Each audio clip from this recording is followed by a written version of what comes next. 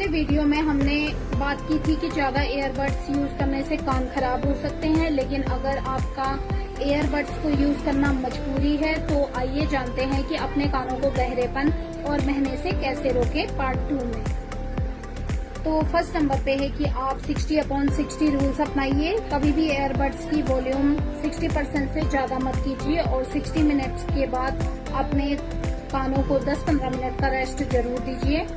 Second number पे है गंदे ईयरबड्स। ईयरबड्स आपके कानों में लगने की वजह से उसमें वैक्स और पसीना इकट्ठा हो जाता है, जिससे कि आपको बैक्टीरियल और फंगल इन्फेक्शन का खतरा 10 गुना बढ़ जाता है। तो अपने ईयरबड्स की सिलिकॉन टिप को आप आइसोप्रोपाइल अल्कोहल से हफ्ते में 1-2 बारी जरूर वॉश कीजिए और अपनी सेहत का ख्याल रखें। सही जानकारी ही आपको और आपकी सेहत को सही रख सकती है। Thank you.